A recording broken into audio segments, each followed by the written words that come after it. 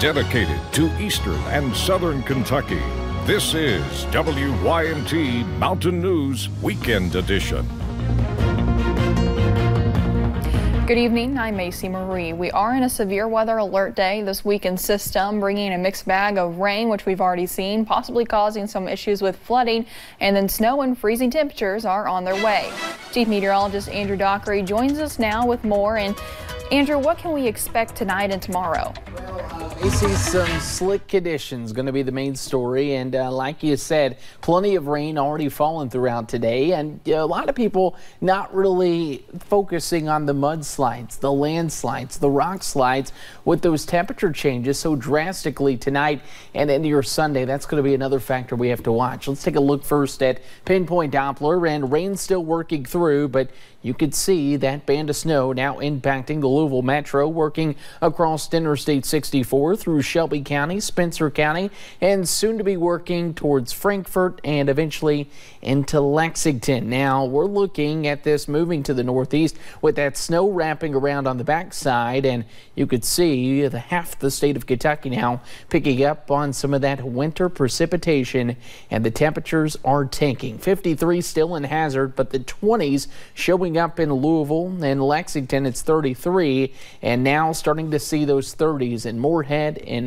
Richmond, Somerset, Monticello, and soon those slick spots will begin to develop with a coating of ice underneath any of that snow. Once again, heavy rain at 2 out of 5 along with the light snow. I think the slick spot's going to be the big thing. Just because you do not get a huge amount of snow does not mean the impacts in the morning will not be that great. Of course, we'll continue to keep an eye on that, and Macy, have a full look at the forecast coming up in a few short minutes. All right, thank you, Andrew. A homeless shelter is trying to bounce back after leaders say thieves stole $2,000 worth of goods this week.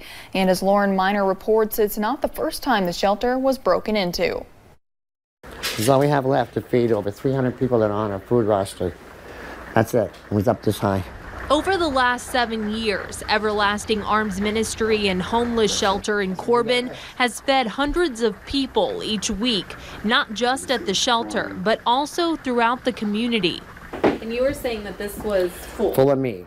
It was full to the top. Oscar Delgado is the supervisor of the shelter. He says on Wednesday night, while everyone was at church, thieves stole $2,000 worth of meat, canned goods, and other food items. We believe was probably a resident that used to stay here because they know we go to this church every Tuesday or Wednesday. This isn't the first time the shelter has been broken into. On Christmas Eve, doors to the building were ripped off the hinges, and thieves got away with thousands of dollars worth of food and mattresses. The community rallied around the shelter and replaced almost everything that was stolen. What I'm very frustrated about is that how we had a wonderful response from the community, and this happened to us the first time. But we didn't have the security, we didn't have everything set up yet.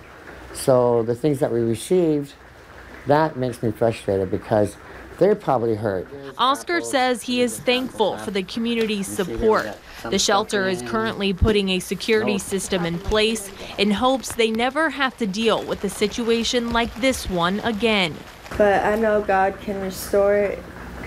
He did last time, and I know he will this time. I believe in him. In Knox County, Lauren Miner, WYMT Mountain News.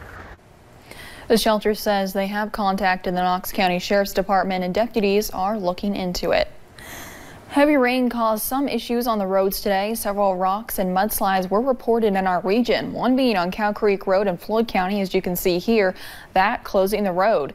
In a Facebook post, a local official said crews were working to clean off Cow Creek. We do not know at this time when it will reopen. A woman was found dead with stab wounds in a front yard in Ashland. Police say a driver spotted 29-year-old Erika Spradlin's body this morning and called 911. Police say the woman was assaulted and they're seeking a search warrant for the property where she was found.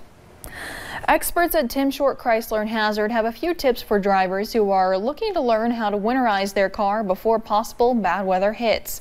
They say before you even get behind the wheel, you should have already started your engine to check the car warm-up check your tire pressure and tread, and adjust your windshield wipers.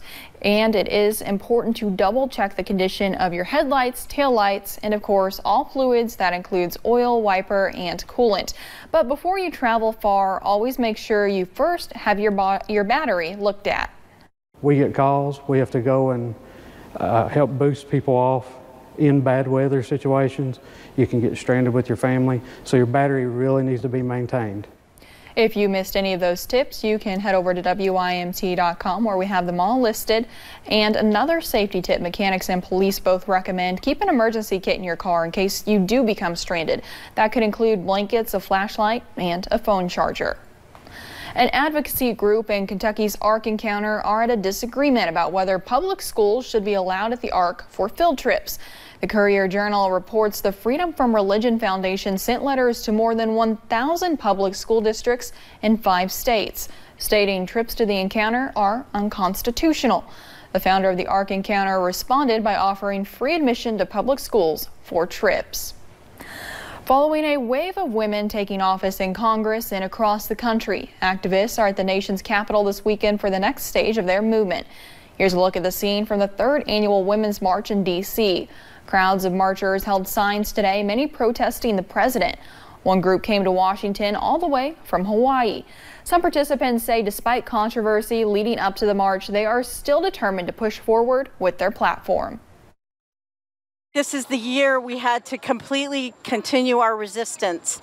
We have turned the House, we have women in Congress, and don't let anybody interrupt our voice.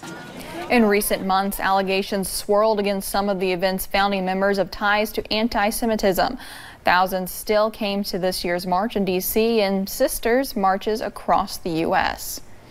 Many braved the rainy weather for the 3rd annual Women's March here in Pikeville. Over in Pikeville, before the march, multiple speakers told stories of empowerment. They talked about how far we have come in recent years, as well as the changes which they felt needed to be made. Gypsy Cantrell Ratliff organized the first ever Women's March in Pikeville. She says she knew from a young age that she wanted to be a voice for women all over. It's important for women to lift other women up. If you lift one woman up, you lift all women up. Appalachian Symphony played music during the event. Organizers of the Women's March asked those attending to bring donations of feminine hygiene products and diapers. Those will be donated to the local homeless shelter. President Trump offered a compromise to persuade House Democrats to come back to the negotiating table and fund the border wall. The partial government shutdown over border security is now in its 29th day. Nicole Killian has the latest from Washington.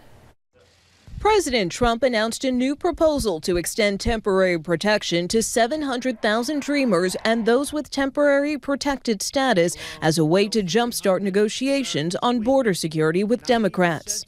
This extension will give them access to work permits, Social Security numbers, and protection from deportation. He's making the offer to try to end the 29-day-old partial government shutdown. In exchange, the president wants $5.7 billion to fund a wall on the southern border. As a candidate for president, I promised I would fix this crisis, and I intend to keep that promise one way or the other. Democrats have their own plan to add more money to spending bills up for votes on border security next week, but it does not include funding for a border wall. I'm not for a wall. I'm not for a wall. I'm not for a wall. In a statement, House Speaker Nancy Pelosi called the president's proposal a compilation of several previously rejected initiatives, and taken together, they are a non-starter. Democrats are pressing the president to reopen the government before negotiations resume. This is a shutdown that's the longest in history. It's the dumbest in history. And it may well be the most damaging in history. Thousands of federal workers are caught in the middle of the border security fight. If a deal is not reached by early next week, they'll miss a second paycheck. Nicole Killian, CBS News, Washington. Senate Majority Leader Mitch McConnell says he will hold a vote on the president's bold plan next week.